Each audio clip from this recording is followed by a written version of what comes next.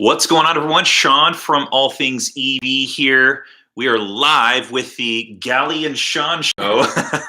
Not to be confused with Gali and Sean show. That's a whole nother thing. That happens after a few drinks, alcoholic drinks. So we, say what's up. Yeah, what's up? Sean Mitchell's channel. Yeah. Today we took a tour of the Rivian headquarters in the Detroit area, and so this is your first time, my second time. Thought we'd provide some initial thoughts on some of the things that we saw and first impressions and so on. So what we'll do is we'll just chat it up, and then maybe towards the end we'll answer some questions. Maybe you guys have some questions about the experience. So what were some of your thoughts about touring the place? Yeah, so we're here, maybe I want to say it's like 20 or 30 minutes from the Detroit airport.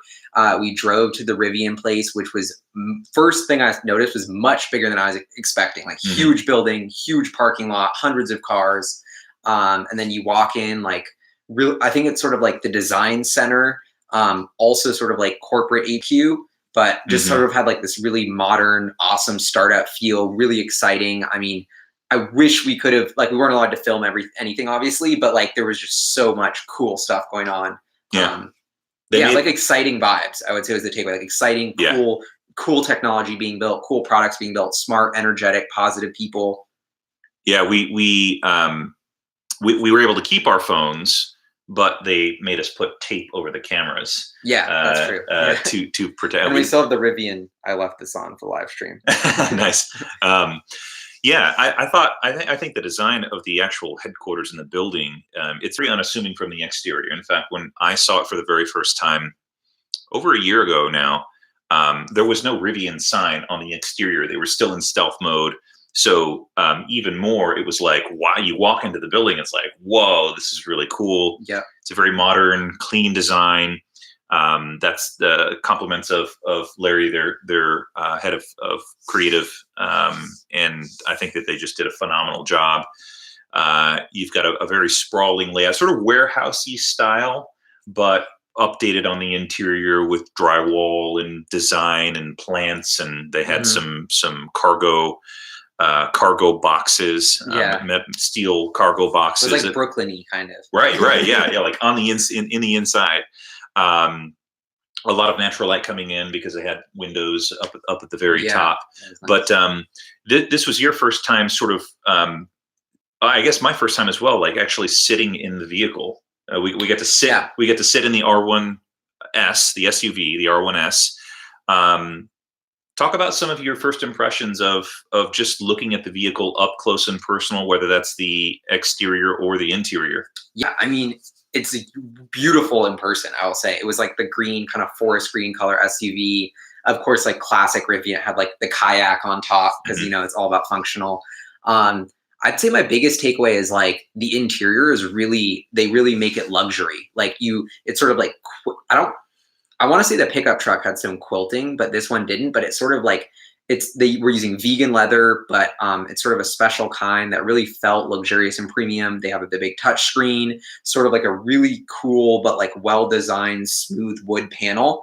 Big huge touch screen in the front, just like the Model 3 basically. Even the back in the back seats has a little touch screen. So I would say it feels like you're in $100,000 like maxed out Range Rover. Definitely a very different interior approach than Tesla.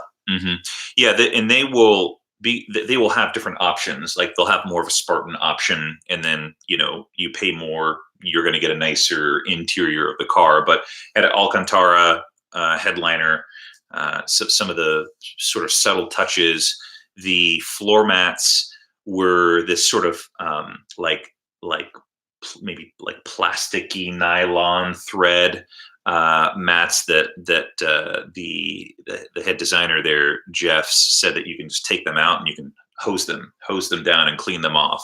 But when they're in the vehicle and you put your feet on it, you don't see the dirt. And that was one of the things that he talked about with traditional floor mats in cars. They're black and rubber or plastic, and when you get in them and you step on them, you see your footprints in the dirt. Yeah. He specifically didn't want that. He wanted it to look elegant and beautiful. but also not show the dirt as easily. You were playing around with the touchscreen, so what were your thoughts of that? Of course. I was trying to be sneaky about that. Like, Yeah. No, that was really, I was really impressed with that touchscreen. I mean, basically everything you'd expect, kind of had like a cool little HVAC drag thing, just like the Model 3 has.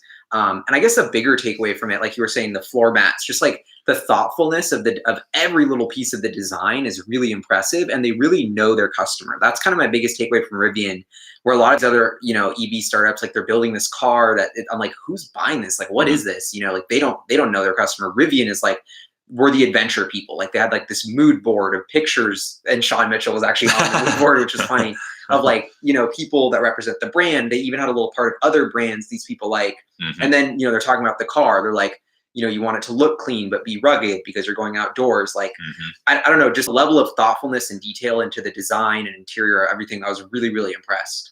They specifically said brand identity, which I think was really, really cool. And I'm sure other automakers have that sort of intent, but to sort of have a glimpse into the thinking of a car manufacturer like that was really fascinating to me. And they appear to be very intentional about who the market that they want to address. They want to be, they don't want to be all things to all people. They want to have a narrow niche for this outdoor space. And I think that that's really, really cool. And I see them sort of competing against a couple of different brands. One of them is your Jeep brand. Totally. Like though Jeeps can get quite expensive. I imagine like the Jeep Wrangler in particular, just as highly functional, made for the outdoors, very, very capable vehicle.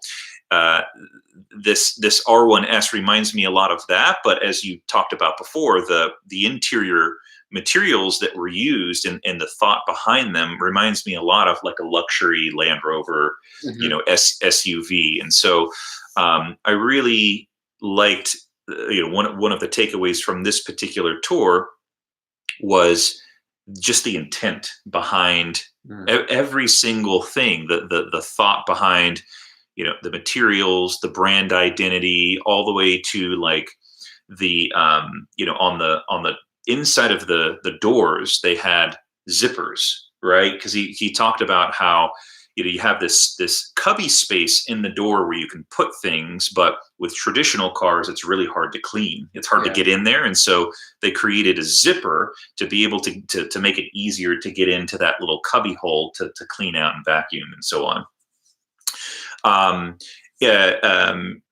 We got to ask the question of the stadium headlights. That was cool. A lot of people have been have very strong opinions about those stadium headlights, but what were some of your sort of takeaways from what Jeff shared about those lights?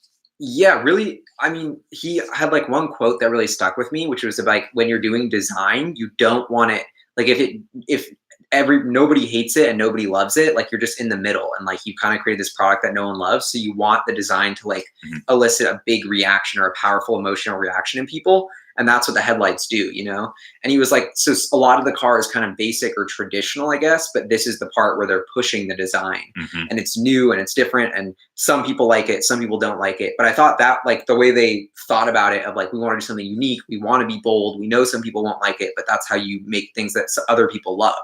And remember too, right? Yeah. And like they talked about the brand identity, like you were saying, like this, they're really building that with the headlights. So yeah, I think it's one of my least favorite parts about the vehicle. I mean, I in general, I really, really love their vehicles. But the headlights are probably my least favorite. That being said, I think that it is something that could very much grow on me over time, because if you think about Jeep has this same sort of staple circular, this staple headlight that you can recognize whether it's in daylight or nighttime. You have a Jeep that comes up behind you like a Jeep Wrangler. You see those circular headlights, you instantly know without seeing any of the body at night that is a Jeep. It's quintessential. It's a staple of a Jeep, and I suspect that over time, as people become more familiar with the Rivian brand, that stadium headlights, sort of oval tall headlights, will also sort of be commonly accepted as normal, and that's the Rivian thing. The other thing that just came to my mind, because I was really curious as to why that design, why not some other design, and he said that the design of the stadium headlights came from the shape of a carabiner. Oh yeah, that was an interesting clue. Yeah, Mm-hmm. for like. Mm-hmm. And I don't think I had ever heard that before. That was a first time for me. Like the shape of a carabiner is sort of long and circular, and that was sort of an ode to that.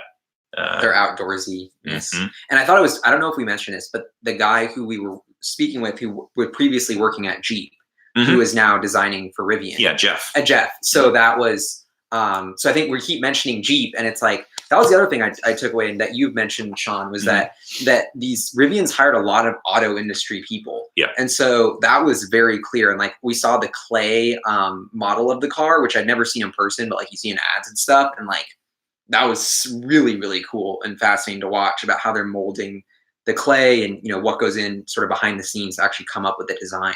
There's a lot of iterations of the vehicle before it gets to the production prototype, which is the thing that we all see at the shows and at the Rivian events. And maybe it's a good time to add here, because I had a suspicion, but I asked Jeff, I said, as a designer, do you ever get to a place where you're completely happy with the design of the vehicle? It's like, no, I'm always finding things to tweak and change subtly to get it to that perfect point, but there never is a perfect vehicle. And I think that's just true to artists in general. You want it to be perfect because it's your own creation and your own design, and you're always tweaking and changing things. And it took us into that one room where they had the clay version of the truck, and they have already made some just very slight and minor changes to the truck that have not been seen by the public yet. That's just slightly different from the production prototype that they're publicly showing. I guess it's helpful to know that again, it's just minor slight changes of things. And this is something that Jeff was very intentional about. It's like the worst thing that we could possibly do is show off a production prototype, and then by the time production comes around, make so many changes that it doesn't look like what the public has seen. And so he was very intentional about that. Was really important to him not to change things too much from what everyone has seen. And of course, reservation holders have put $1,000 down, I think, for their vehicles. What other takeaways come to mind about the facility or any of the conversations that you had? I mean, I just thought the overall kind of excitement, like when we were driving to get to Rivian, it was like, man, this is like in the middle of nowhere, where it's kind of like we're back in Detroit, which to me, it feels like the middle of nowhere, because I'm used to Manhattan. So if I don't see buildings but to just see kind of Detroit be revived with this energy pushing towards the electric future. And like, you go into Rivian, it's like they're the same kind of mindset of Tesla. It's like, it's a no-brainer. Electric's the future. Like, this is the way, we're building it. We're excited and inspired. So I just really liked that kind of like exciting, anything's possible mentality of the startup. And like, you go in there, you just feel like something exciting is happening. Like, one of the things I think we maybe can't talk too much in detail about, but I thought was a very telling moment in the tour, which was how they're making minor changes to the vehicle. But one of the things that we saw were some minor changes to improve the drag coefficient, the efficiency of the vehicle. And there were some changes that he showed us that he said they made in order to improve the efficiency as the air comes across the vehicle, that no other pickup truck has right now. And so to me, it was really impressive that even though as it is, it's a very efficient car in terms of the design, just by nature of it being an EV, but they're continuing to sort of take that even further by improving how the air flows around the vehicle, and no other pickup truck, he said, has the things that they're doing currently. Yeah, and that's the air. And I actually asked him about that specifically, the aerodynamics, because that's a big thing when you're designing EVs and you're going highway speeds. The aerodynamics have a big impact on range, and so I thought it was really exciting to see them working on that. And then on the flip side, I'm thinking like, man, like this is the only real electric truck though. The reason why people aren't innovating on the aerodynamics is because they haven't been building electric trucks. But now when Tesla builds this electric truck, like this made me so curious of what the spec comparison will be when this comes out of the Tesla truck versus the Rivian truck. Because for now, no one else is building electric trucks. So all Rivian specs look amazing. We have nothing to comp them to. But yeah, so I just like, I'm even more curious about that now. Yeah, we've got no baseline. I mean, Rivian at the moment is the baseline. So it'll be really interesting to see what happens with this product unveil that Tesla has at some point this summer, where they show off the pickup truck for the first time. I mean, could be a very avant-garde style from Tesla. I would expect for very convincing performance specs and range. Totally. And actually, that was the other thing. My biggest takeaway was their understanding of their brand. The price point, he said, was about $70,000 and up for their vehicle. So it's very premium. I mean, you could compare it to other premium trucks, but he mentioned a couple times the brand is aspirational. And so that is, that to me is the most interesting part of Rivian, is like they really want, or like the niche they're going for seems to be very, like they just really are just so laser focused on owning the super high-end electric adventure vehicle niche, which I'm like, on one hand is super smart. They know their customer, they know what they're doing. But on the flip side, I'm like, how many cars is this going to sell? How big, is Amazon investing so much money, or Ford for just that? Or, yeah, I think it's going to be very, very exciting to follow Rivian and what they decide to do, not only with these two vehicles, but any future products. Back to something that you mentioned earlier, which is the automotive talent that they have. It's clear that they've taken talent from existing automotive manufacturers, not only from the big three in Detroit, but from McLaren as well, and Jeep. And my understanding is their head of production has had a very tenured career in automotive production. And so, when you look at the challenges that Tesla has encountered while trying to ramp up production of not only Model S and X, but now mass production of the Model 3, I think that may be one of the things that Rivian has a better ramp up of production of a vehicle. I'm hopeful that with their experience with all of this talent, that they avoid some of those pitfalls that Tesla has seen over the years. Yeah. I guess I kind of take the other side, or like to play devil's advocate on that, of like, I like to call it the honeymoon phase of like these EV companies unveil the EV, everyone gets excited, everyone's pumped, they're spending hundreds of millions of dollars, nobody cares about profits, and now you got to get into production. And so it's easy to say Tesla messed that up, Tesla messed this up, but let's see how Rivian does. And that's kind of what I'm so excited to watch this all unfold, is how fast can they ramp production? I saw someone asked who will make their battery. That's one of the questions I had, and we weren't talking to the right people to get the answers on that. But these are all things going on in my head, like all these problems Tesla faced. I think every other EV startup is going to have to get through those as well. But I actually, to kind of counter even my own point, is the one thing I do like about Rivian, I don't know if this will last, is the pace seems slower. And I don't know if this is good or bad, but they seem more relaxed, or like calculated. They're not rushed. They're kind of, so I feel like when they ramp production, they won't be forcing it kind of like Tesla to do it as fast as possible. They'll kind of take more time with quality. And that's also part of their brand, more niche, less mainstream. But will that mean they go too slow and the Tesla pickup comes, there's both sides to this. But I think we're at such an interesting moment of where Rivian goes from the inflection of just prototype, getting everybody excited, to let's start selling this to real people. And that's the most exciting, interesting part. I know a lot of people, maybe not here in this comment feed, but in the past, in previous videos, a lot of people have been curious about charging infrastructure. We talked about this on the Lyft ride here to the hotel, and maybe we can just sort of chat about that, because there's sort of two sides to the coin.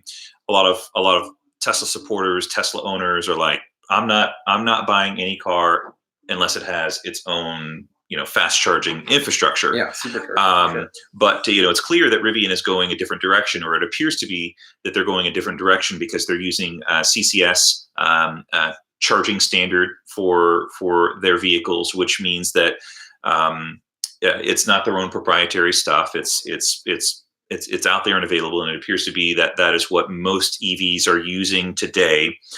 That's been one of the objections is what is Rivian going to do with charging infrastructure? And we were talking about this in the car, and you were like, well, that's a really big sort of hang up, right?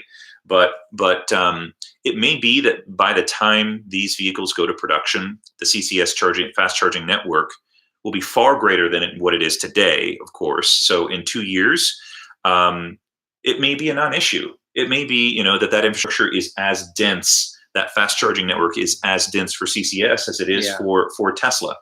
Do you have any thoughts on that? Yeah, I mean, it's all a question of like how fast can the technology to charge like V3 supercharging. I think that's what really needs to get for ubiquity is the V3 supercharging. So, can these other companies get there? Can this third-party charging situation get there in 2 years or 3 years? Like, it'll definitely make progress, but I just don't know how far that progress is, how much that moves the needle.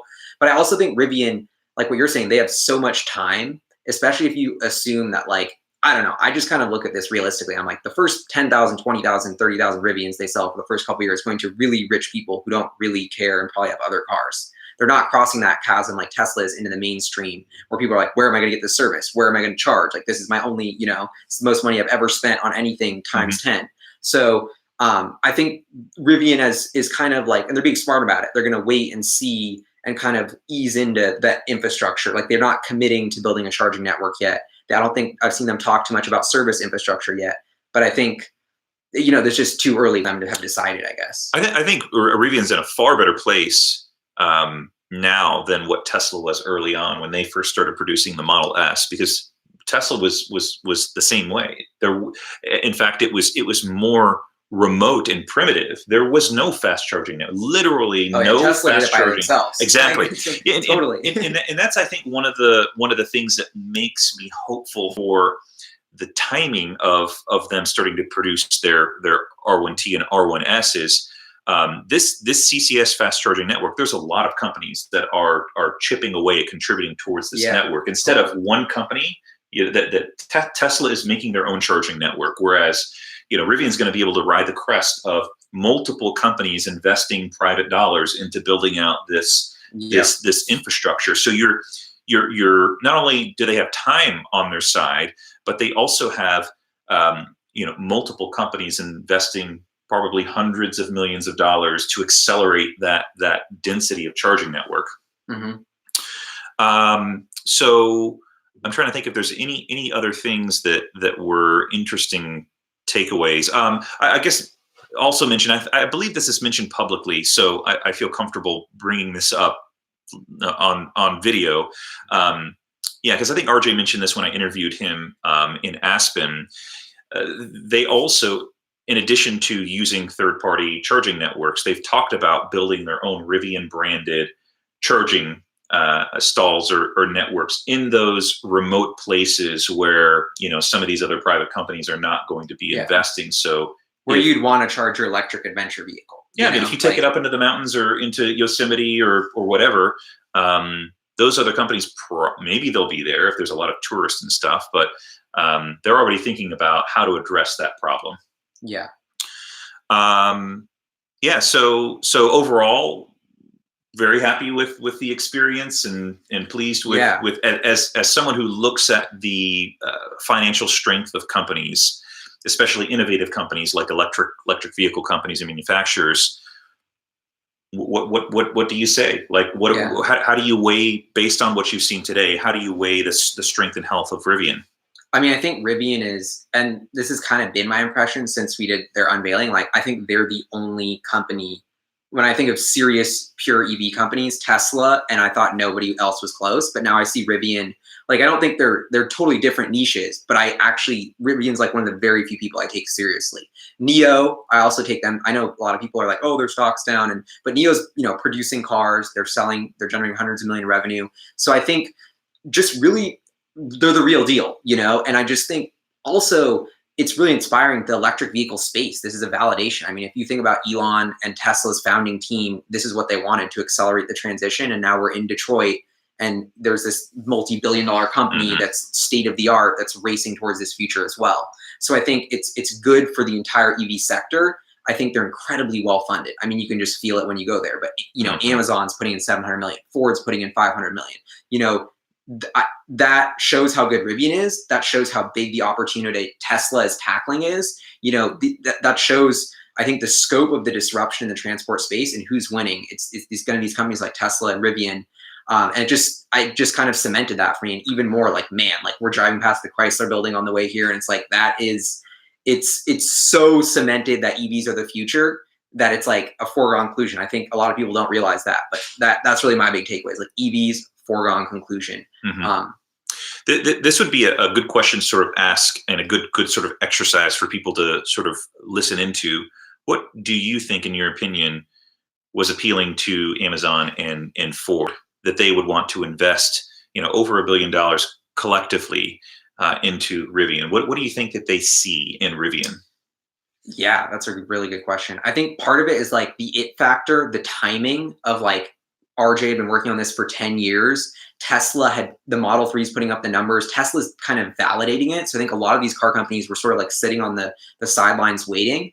And then they got the chance to be like, wow, this is a startup who's been working on it for 10 years. They must have something in the skateboard technology, in the drivetrain that is like probably like, that's what Tesla's bread and butter, that they're really good at. That's the technology. I think Rivian's got something there that is impressing these teams. And Ford, and if you're like Ford, it's way easier to buy or like invest in a subsidiary that's doing it totally different from the ground up than try and do it yourself. Yeah. So I think that's part of it. I think Bezos wants to compete with Musk head-on electric vehicles. And I think it just validates the trend. The transportation industry is changing more in the next 10 years than it has in the past 100. Huge shifts to electric, to autonomy. And, we're seeing these bigger, huge companies that are validating that and they want to be a part of it. Yeah, I see, when I look at it from a business perspective, as a business person, there's three things that really excite me that I think Amazon and Ford see a lot of prospect in. Number one is strength of leadership. To me, it appears like there is a very strong leadership at Rivian, from the top down. I've had some time to talk with RJ, very capable, very intelligent. He understands the engineering side, but it appears like he also understands the business side. So from RJ, as well as, some of the other executives that I've had an opportunity to talk to, as well as things that I've just read about the company, hiring on executives from some of the big automakers, as well as, I just think that they're really, really innovative. And it's not like taking ideas from traditional big three auto. It's really sort of thinking from a different perspective. So leadership strength, I think, is one of them. Technology, I think, is another. There's really not enough known about battery and motor technology for Rivian. That being said, it does appear like they have spent a lot of time developing that technology, and it shows in the amount of range. Yeah. Some of that may just be the size of the battery pack, but also I think that there probably is some secret sauce in there, giving them that amount of range. There's not very much that's known about their electric motors, but I think I think that having 4 motors on a vehicle is definitely very impressive. And then the last thing, the last of the three is the financing piece. They've got a lot of money, and we see, based on what we follow with Tesla, as well as some of the other struggles of other new EV startups, money is a really, really big pitfall. If you start to run out of money, you begin to fall apart. You lose the talent that you need to retain in order to drive the company. And if you don't have money, you can't bring a vehicle to production. We've seen that here with Tesla in 2019. They're full on with bringing Model Y, with pickup truck here, semi truck, roadster, all of those require billions of dollars per vehicle. Yeah. So I would say that from a business perspective, you have to have those three things in order to put yourself in a good position to be successful. And I think that's why Amazon and Ford see a lot of promise. And I think the other thing they did really well is they just like, it was like lightning in a bottle when they launched. Yeah. They made their brand cool. And it was really cool in a way that no other EV brand besides Tesla was in the moment. So you have this combination of like the timing, everyone's trying to get into EV, and Rivian pops up as the new cool thing. And actually, I think part of the reason what they did was super smart was invite all the YouTubers to come and make videos and make them feel special and then they ran with it. So I think that was really part of it. And I guess my biggest question that doesn't add up in my mind of Rivian is like, okay, we have Amazon investing, Ford investing. I got to think the valuation is 5-10 billion. To me, that prices in a significant amount of success of these first two units of this niche thing. So, why, we've talked about, is one of these companies just want to swallow Rivian and take them out? But my gut instinct was they just pay such a high price because they're so desperate to get into Rivian? I think that's part of it. Like the other part is there's a much bigger playbook here with the battery technology, with things we haven't seen or haven't been announced yet, that is really what's going to take this beyond that niche automaker. So I think that's, you don't see that at first with Rivian, but I think there's a vision, there's the infrastructure to take this way further than selling 100,000 luxury high-end, trucks. I mean, back to one of the original takeaways at the beginning of the video is this intent and self-awareness to know what the brand identity is. I mean, just the whole thing just seems very well thought through and very mature. You don't get the feeling that they're flying by the seat of their pants like some companies that we talk about and follow, right? So it just appears like, and again, this is impressions based off of whatever 3 to 5 encounters with the company, but it appears like they put a lot of thought into it. That even though they're a relatively young company, they're very mature in the way that they're acting. Yeah, and I think that's what I'm so curious to see if that continues when they start production, because that's what Neo was. And like, I don't think people remember, like, it was the it one. They had all this money, they were killing it, and they start producing it. And like, I went to China and I'm in Shanghai and I'm like, oh my God, like this is beautiful. They have amazing showrooms, it's all fancy. It looks perfect. But then they start having to show profits and start having to grow. And then they realize they're way too bloated. They start having to fire people. Then the press looks bad. So, I don't know if Rivian will go through that, but I just think there's this big question mark in my mind of like, I'm so pumped about Rivian, but I'm like, all the hard stuff is yet to be done.